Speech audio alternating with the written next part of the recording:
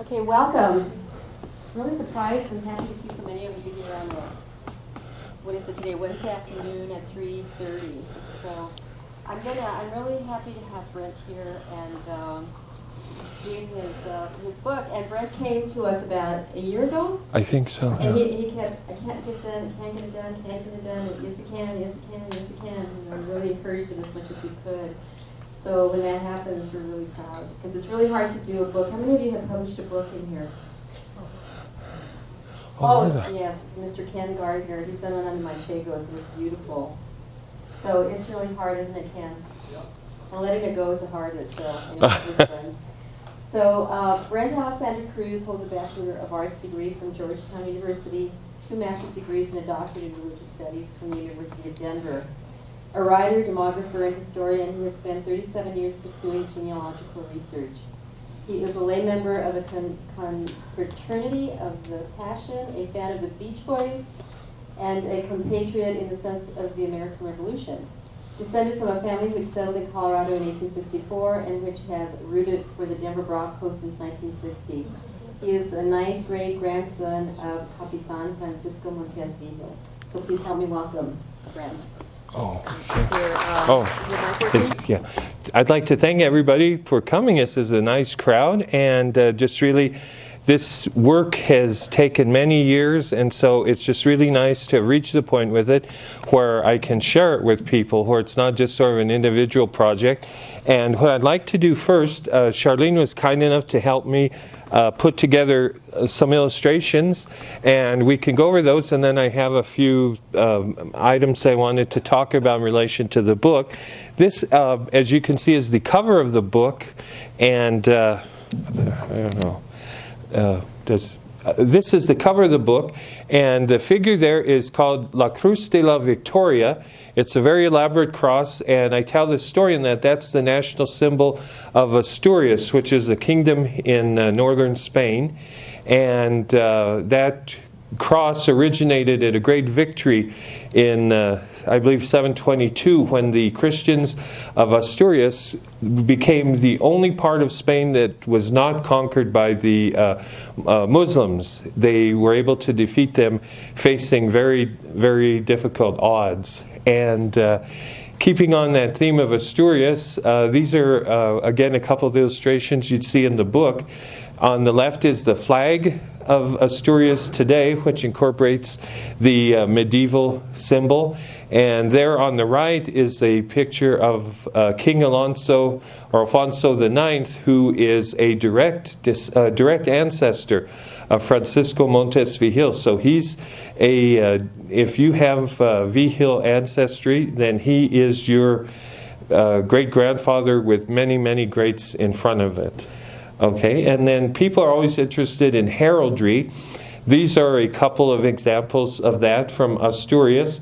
The image you see on the right is the ancient Vigil family crest, and it is a red field with a white tower. And then the image you see on the right, or the left, pardon me, that's the Vigil and Quiñones family crest, where it's a combined of the old Vigil with the Quiñones family. And the Vigils are a very, very old family in Asturias, in the northern part of Spain. There are many different theories as to how the name arose. The theory that most historians accept at this point is that it comes from a village, it comes from a place which in the Asturiano dialect of Spanish would be spelled Vixil and pronounced Vigil. And that is sort of, the consensus is that's where the family name originated. On the left here you see the Cruz de la Victoria. It was actually sort of just a very plain wooden cross, and then after the victory at that battle so many years ago, it was encased in gold and jewels, and it's one of the great national treasures of Spain. And the picture on the right is Our Lady of Covadonga, and I tell the story of that in the book. This is an ancient devotion to Mary, the mother of Jesus, and she is the patroness to this day of the kingdom of Asturias, and not only of the kingdom of Asturias, but anybody that has Asturian ancestry. And so anyone who's descended from Francisco Montes Vigil is going to have that Asturian blood in them, and will know that they had ancestors of whom this was a patron saint.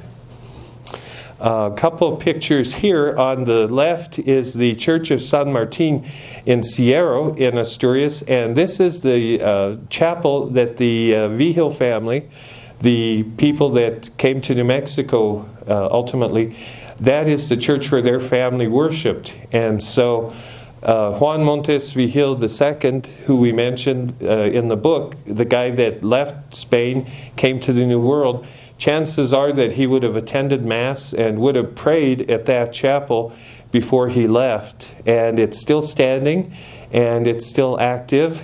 The picture on the right is a statue of Spain's great national hero, El Cid, and which means the Lord in Arabic. He's also called El Cid Campeador, the victor, the champion, and he was really a great figure in Spain during the Middle Ages. He's sort of like what King Arthur would be to the British, just somebody who lives out, who embodied all of the virtues of knighthood, and was a historical figure, and he is a direct ancestor, again, of anybody that has Vigil ancestry. A couple of more pictures here. Charlemagne, who was the first person in Western Europe to bear the title of emperor after the fall of the Roman Empire. He led a great revival of culture and political and economic unity in Western Europe. He's called by some the father of Europe, and he lived in the late 700s, early 800s, and is a direct ancestor of all of the royal families of Europe down to the present time, and he is a direct ancestor. You'll see in your books that he's an ancestor of Francisco Montes Vigil. The figure on the right is actually Don John of Austria, who would be a ninth cousin of Juan Montes Vigil, who left Asturias, came to America in 1611. And I included that picture because he would have lived around the same time. And that kind of gives you the idea of what Juan might have looked like. He was somewhere between 12 and 15, we assume, when he left Spain and came over all by himself to start a new life in the New World. So that's what that picture is all about. Then this is the table of contents of the book, just to sort of give you an idea. I had trouble kind of coming up with I wanted to have a very tight, all-embracing organization, but what I eventually chose to do is really present the book almost like a magazine. It's kind of a collection of chapters with different emphases, different things, and I think it worked out well that way. The first part of it, I just kind of give an introduction telling you what it'll be about. Then I talk about those two very important symbols, the Cross of Victory, La Cruz de la Victoria, and the image of Our Lady of Covadonga. And that word of gratitude, I have a whole chapter in there because one of the things you learn from genealogy is it isn't, in some ways, it's a very individualistic, lonely kind of job, but also you're really not in it just by yourself. You benefit from the people who went before you.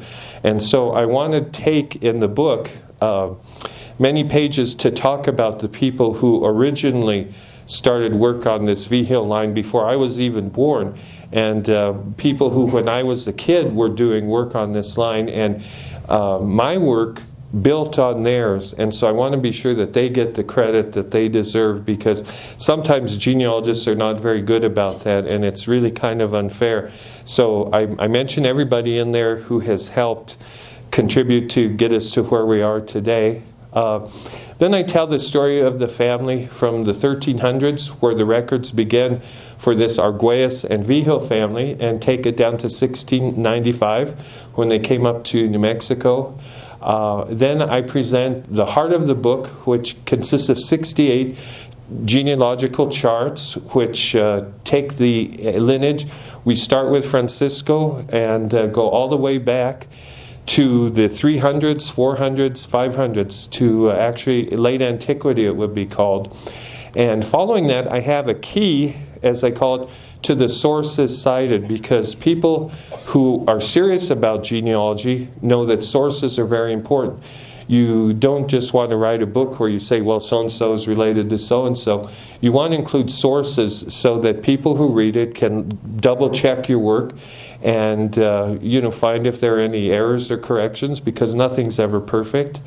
And so this book, I tried to make it very easy, both with this key to the sources I made, and then a extensive bibliography which has full references for everything. And many of these sources are available online. Some of them are sort of hard to track down. You need to do interlibrary loan, but most of them will be accessible, I think, online. Then I have some images in there of some of the notable people from the family. And let's see. And then I talk a little about the record of the Vigil family in this country over the past 300 years.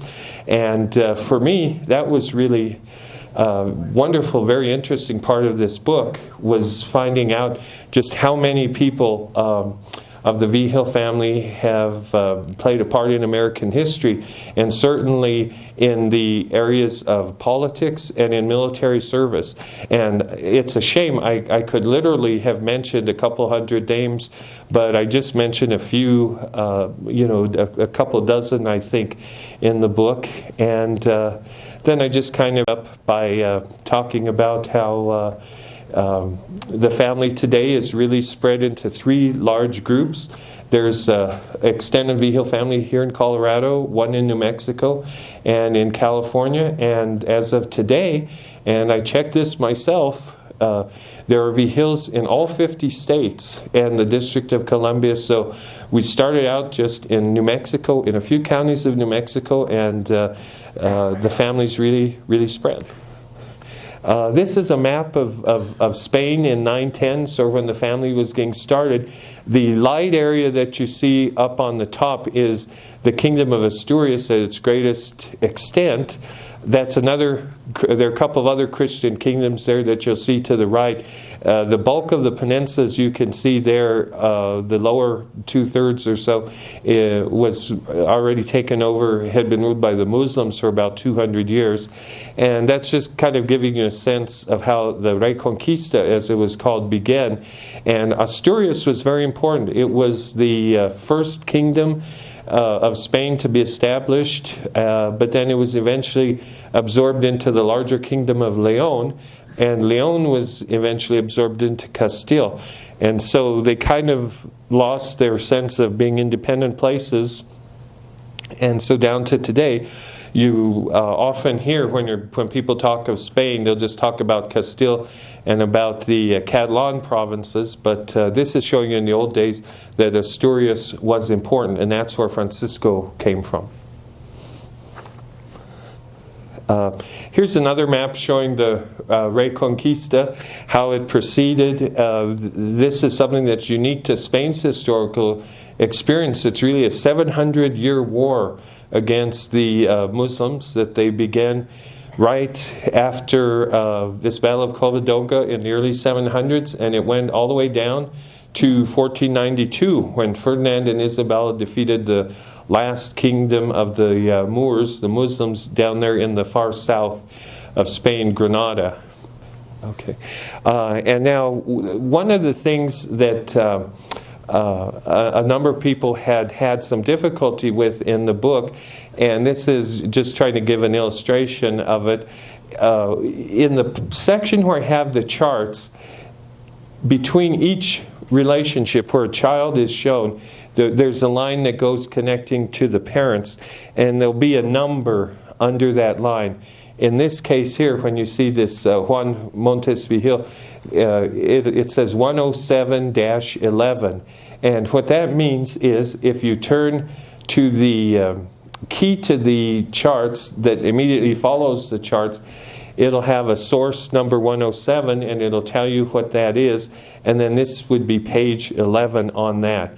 And here, this tells you, if you look there, that chart, the source number 107 is the article Los Argüelles that was put together by Marietta Vigil Gonzalez, by Jose Antonio Esquivel, and a Spanish scholar, Juan Diaz Alvarez.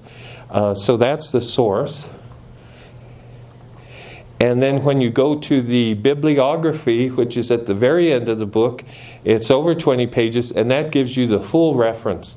And it tells you there the authors, the full name of the article, which journal it appeared in, which volume, the time it was published, and which pages are there. Because what I really wanted to do in this work is not just throw a lot of information at people, but to make sure that every single link, and there's over 1,000 of them, every single link is documented, it has a source, and it has information where you can find the sources, whether it's through interlibrary loan or books at libraries or looking for it online. These are a couple of notable members of the family who are direct descendants of Francisco Montes Vigil. On the left is Donaciano Vigil, who was the second American governor of New Mexico. He had an interesting life. He started out as a soldier, as a young man, a soldier in the Spanish Army. Then he was a government official under the Mexican Republic, and then ended his life as a civil servant of the United States. And he was a very important figure in helping New Mexico come together after the uprising in the late 1840s. A lot of difficulties, a lot of racial tension and animosity, and he kind of really was able to bridge the gap because he was connected with the wealthy merchants, the Anglos, through intermarriage with the Vigil and Jaramillo and Medina families up in Taos. And he was trusted by the bulk of the Hispano people. Over on the right, you'll see Major Jose Rafael Chacon. He was from a family in Santa Fe, and he had a very distinguished career with the Mexican Army under the Republic. And then he was a key figure during the Civil War. A lot of people don't realize that there were a couple of important Civil War battles in New Mexico during that time, and that there were several hundred of our Hispano people that fought to preserve the Union, to fight against slavery and against the rebellion. So I wanted to be sure to include him there. Okay, and these are a couple of more contemporary people. The person on the left is Brigadier General Carmelita Vigil Chimenti. She was a career person in the United States Air Force, and under President Reagan, she was appointed to the rank of Brigadier General, and she's the first member of the Vigil family, the first descendant of Francisco's, to attain so high an award. She's in her 80s now and obviously retired. Then the guy over there on the right is a fellow I met while I was working on this book, who I think really embodies the ideals of the Vigil family. He's 22. He has just been on active duty since the spring of 2016, and I think has a really bright career ahead of him. He was in the ROTC for 4 years at CSU, a very good school up in the north, and was the commander of the Cadet Corps, over 100 people that were under his command, and he's been commissioned as a second lieutenant and is stationed at Fort Carson, and I think is somebody that's going to really make all of his relatives proud in the years to come, and is just one of many. There are many dozens, possibly even 100 or more people in the Vigil family who are continuing to serve our country in the military, keeping this wonderful tradition of 300 years going. Okay, I included a prayer because there's as I said, so many people who have served in the military, and I'm not sure if a lot of people are aware of it, but in the Roman Catholic tradition, St. Michael the Archangel is the patron saint of soldiers. So there's a figure of him there, and this is what I have to end the book. It's a prayer for our deceased veterans, and it goes like this. O God, by whose mercy the faithful departed find rest, look kindly upon your brave servants among the descendants of Francisco Montes Vigil, who gave their lives in the service of our country.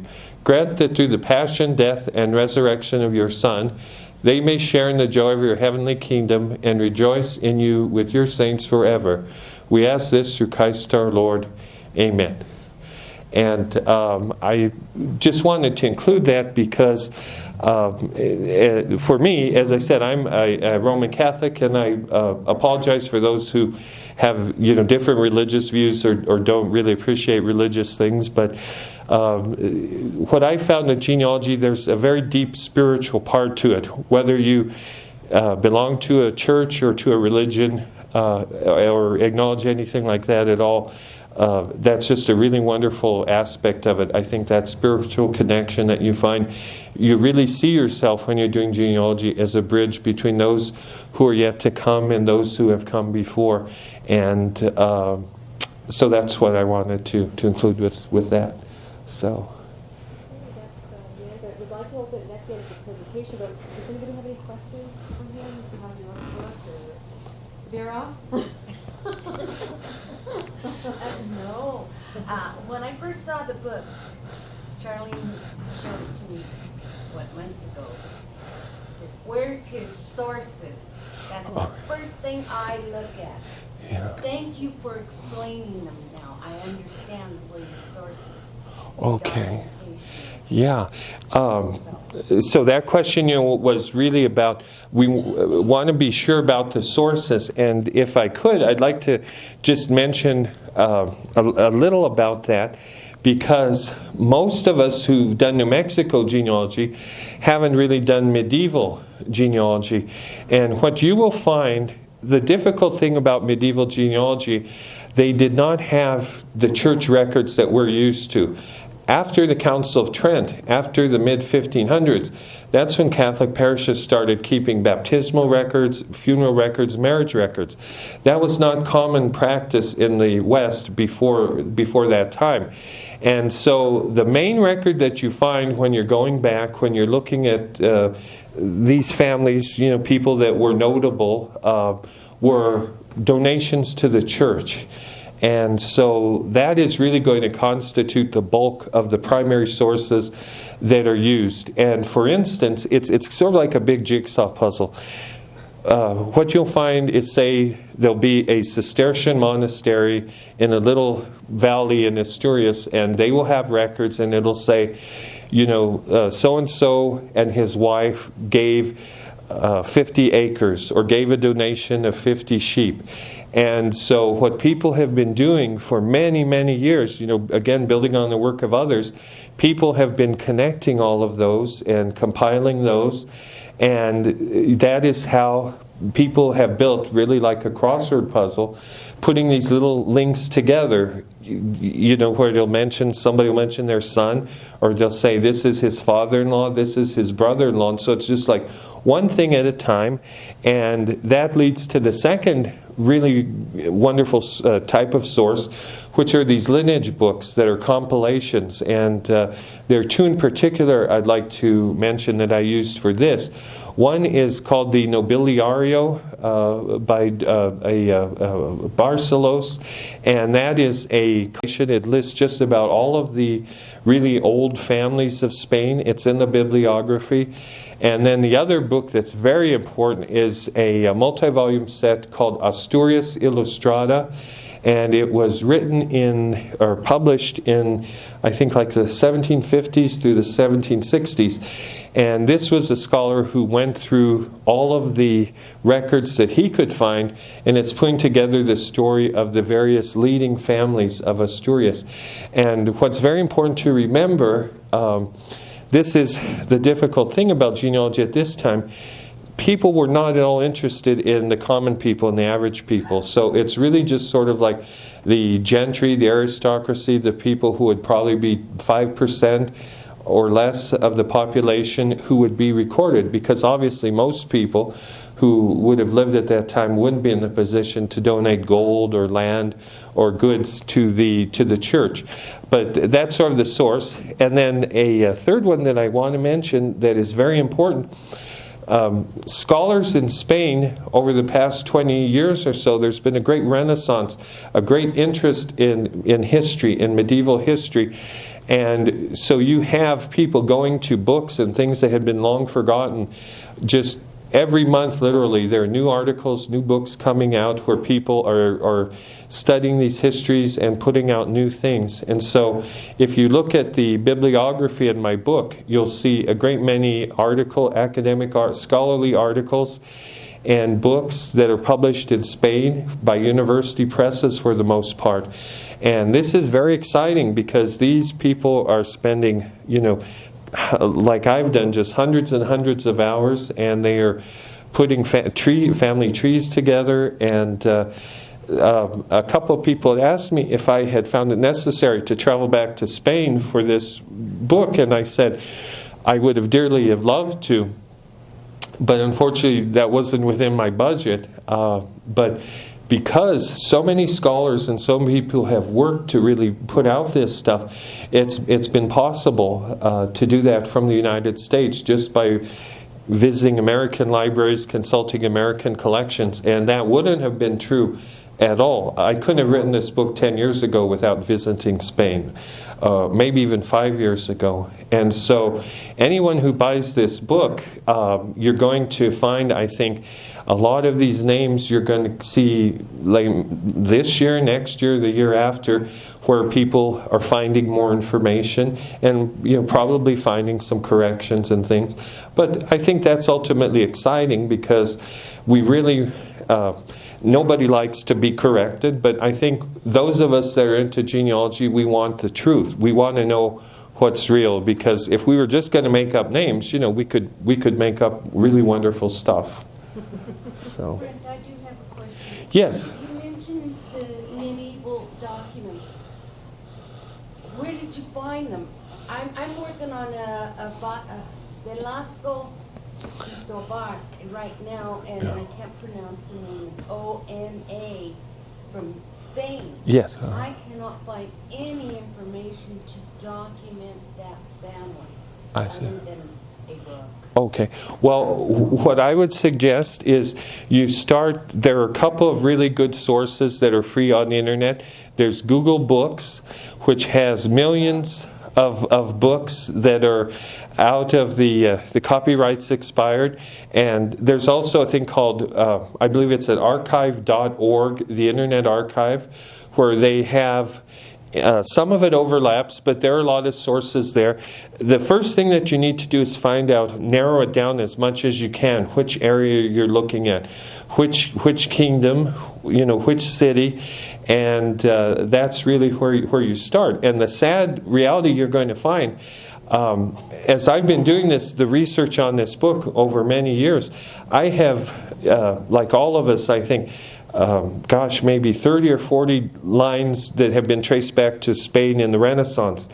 And I have not been able to make any progress because in many parts of Spain, you're going to find, with all of the wars and things over the years, a lot of the records have been destroyed. And so this is kind of a fluke, this Vigil family.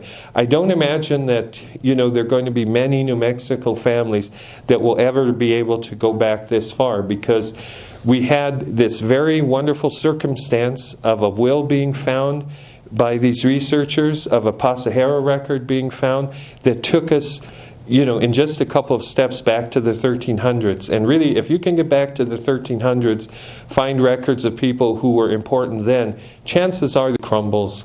But then sometimes it just stays there.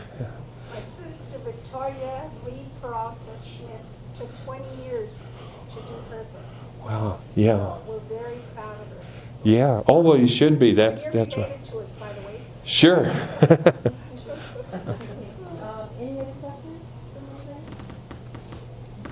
Maybe after you read the book, you have Okay, thank you, Brent. And if you didn't get a book signed, no,